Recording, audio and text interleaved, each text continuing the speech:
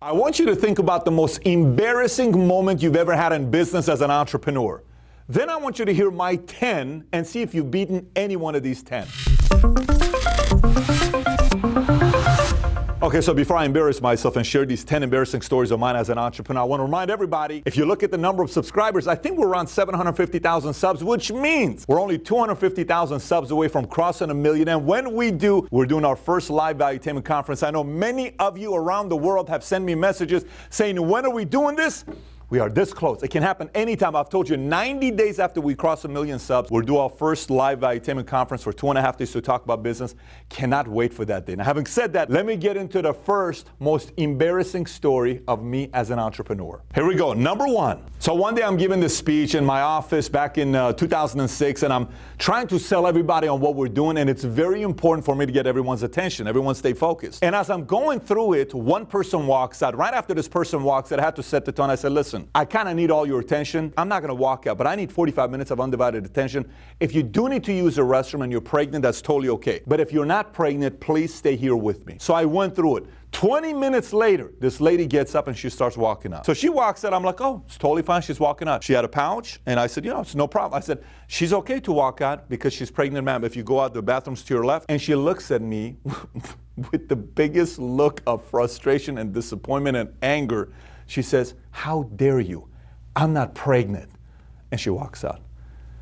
The look on my face, I wanted to find the smallest hole in the room to just hide in. And I couldn't find it. I was so embarrassing. Somehow, some way, I regained the group and everybody kind of started feeling bad for me, embarrassed for me, but we kept going on. Very embarrassing moment. If you haven't done something like that, I don't ever recommend you using that. Number two. Okay, so let me share this one with you. I was in Bermuda just recently, and I'm getting there to celebrate award ceremonies. A big negotiation was going on with a $4 billion company, but one of the nights, I was walking across the stage and being recognized for the production that we had done. So we get there on Tuesday. My luggage stays there in Miami. It doesn't arrive till Saturday. We're leaving on Sunday. So by the time the luggage arrives, we leave the next day. Award ceremony is on Wednesday night.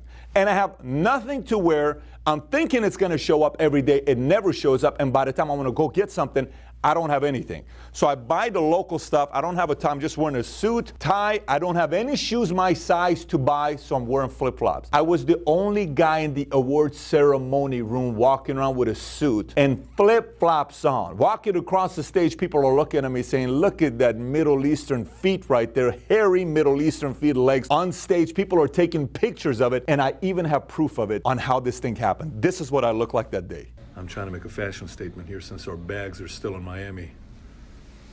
Boom. You like those Ferragamos? No shoes, no socks.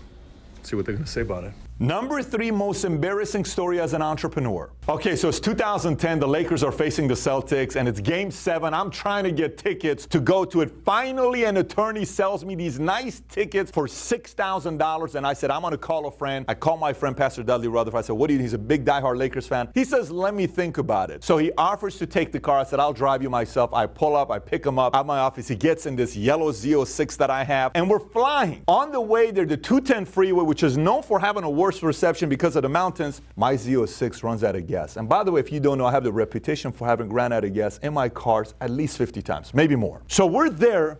There's no reception. We keep trying to call this one. There is no reception. Finally, we get a bar. We call. The guy shows up from AAA. He knows me by my first name. Pastor Dudley Rutherford's making fun of me, saying, how does a AAA guy know you by your first name? Gives me gas. He's recording the entire video. We get back in the car. We barely make it. First quarter starts. We make it to the game. And obviously, the Lakers beat the Celtics. I think they win their 16 or their 17 championship. So it was a great game. We come back home. I'm over. I thought this is the story, right? Now, I got a reputation in the San Fernando Valley as a business guy, as an entrepreneur. I'm kind of shaking it up. I got some enemies, I got some competitors, but I'm building a reputation, right? It's been built, but it's getting bigger and bigger. So Pastor Dudley calls me 3 weeks later. He says, listen, I want you to come to service because I got a store. I want you to be sitting front row, all this other stuff. I'm like, oh, no problem. You want me front row? I go, I bring my dad, I bring my wife. We're sitting front row. He invited me, so I go sit in the front row. And he gets up. He said, I want to tell you a story about a good friend of mine. Patrick, but David, can you stand up, please? So I stand up. It's kind of like, oh, hey, Lee, I'm thinking this is a great business guy, all this other stuff. And he said, Patrick offers to take me to a Laker game. And let me tell you what happens on the way to a Laker game. And he tells the entire story. By the way,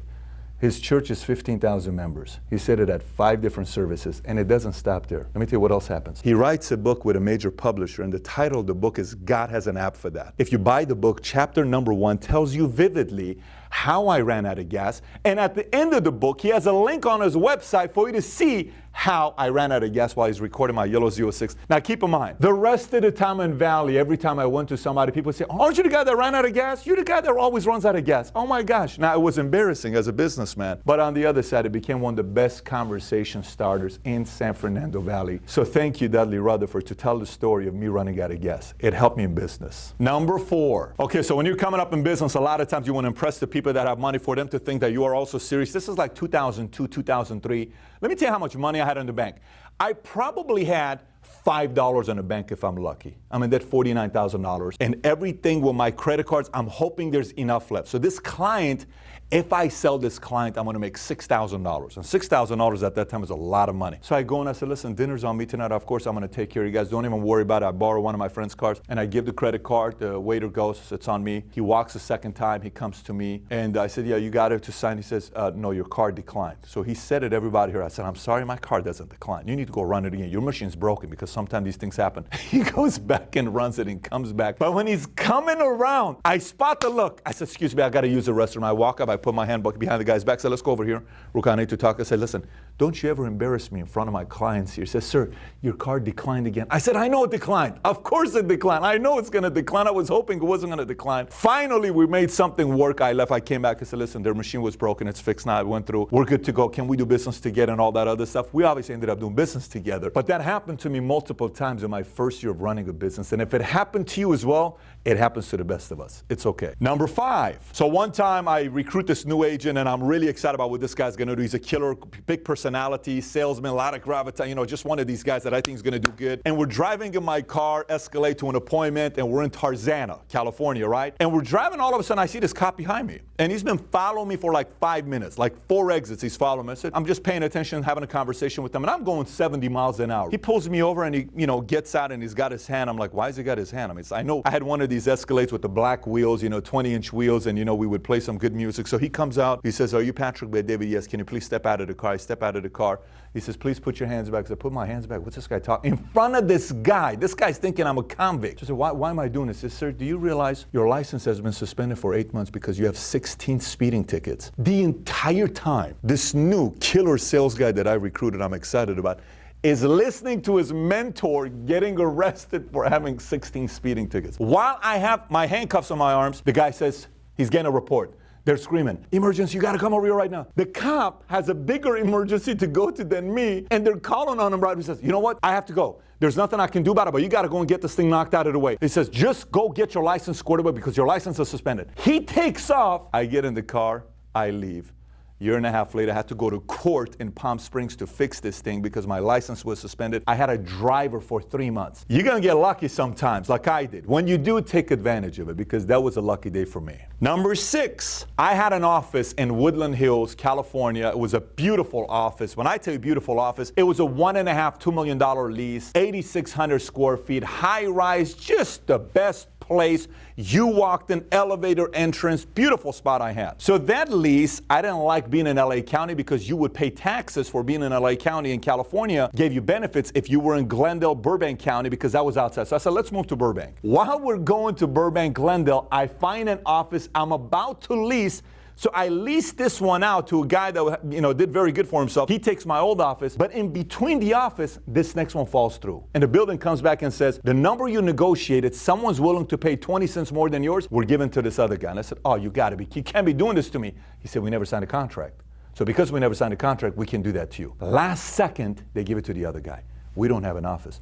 Let me explain to you, for 90 days, we rented a shack. Well, all my employees are working out of a small shack on top of each other, where every day they wanted to kill each other, and every time somebody wanted to come and deliver business to us, we would tell them, where's your office at? Can we come and drop off the business? No, you can't come over here. We'd meet them in the parking lot. I said, what's going on? Is there like an underground? We just had a terrible office. It was a kitchen, small little kitchen. We laugh about it now, but for 3 months, our headquarters was based out of a kitchen for 3 months. Very embarrassing. We're at a big office now, but at one point, our office was a kitchen. And number 7, this one gotta be one of the most embarrassing ones. This is back in Agora Hills. I was invited to an office to speak, and I was supposed to give a very intense talk because that office needed somebody to challenge him, right? So someone come and give a strong talk. So I come up and I'm speaking, room packed, 150 people. I'm giving the strong message. Front row, there's 4 people sitting here, 2 girls, and they're just like trying to smile and they're laughing. They're like smiling and going back. I'm like, what is so funny?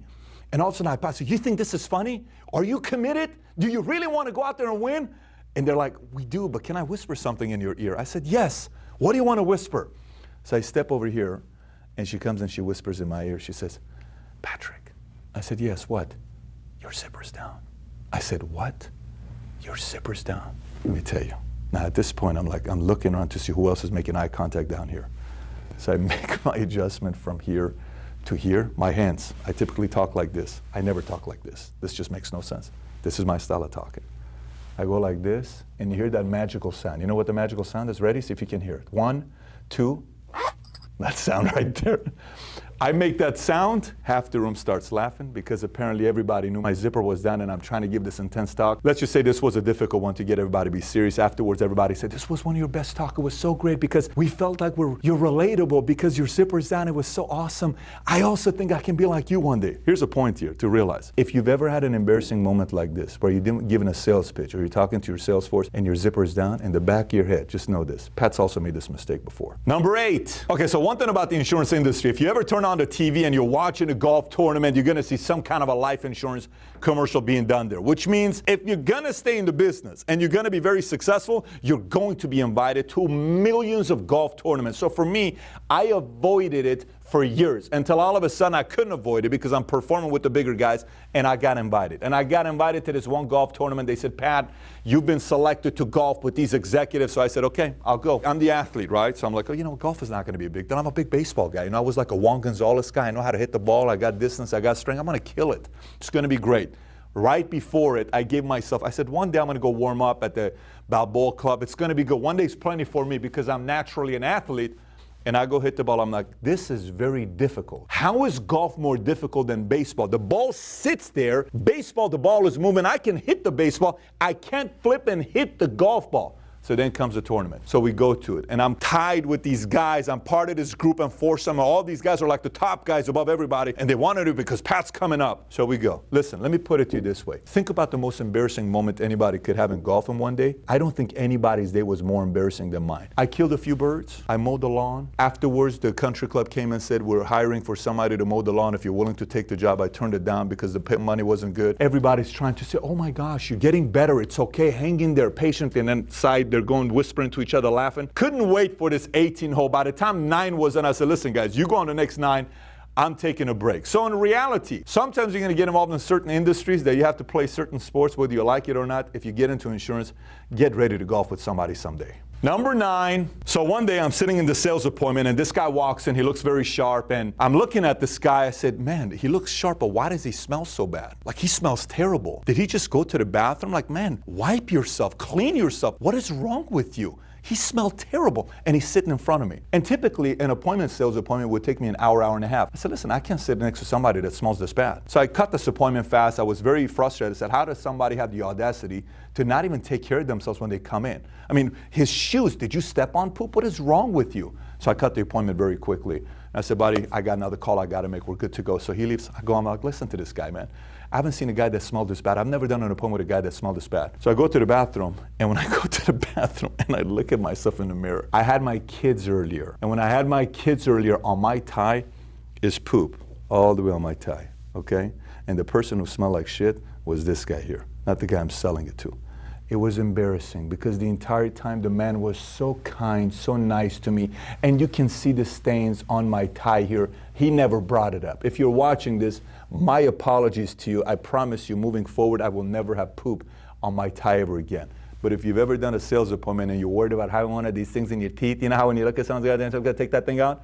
Nothing's going to be worse than having poop on your tie. And last but not least, number 10. Okay, so let me tell you, I'm running the sales office back in 2005 in Granada Hills, okay? And I always came in on Sundays because Sundays things were quiet. I could really strategize and write stuff down to know what I'm going to be doing the next week. One Sunday I go in and I'm like, wait a minute, nobody parks the car here on Sundays. This is not a place you park the car on Sundays in Granada Hills right off the 405 freeway. 2 cars are parked outside. I said, what's going on here? So I come upstairs, and by the way, there was a way for you to always sneak into the office on Sunday because if you had one of those, you know how you put the ID stuff in the door, you know which one I'm talking about, and the door opens. So there was a way to sneak in, but I came in from the elevator, I put my keys in, and I'm hearing stuff. What is this? Is it the cleaning crew? Well, this is not a sound I recognize for cleaning. It shouldn't sound like this. And the moment I opened the door, I was like, you know when it's like too late when you see something? You know, that was too late already. And I saw it.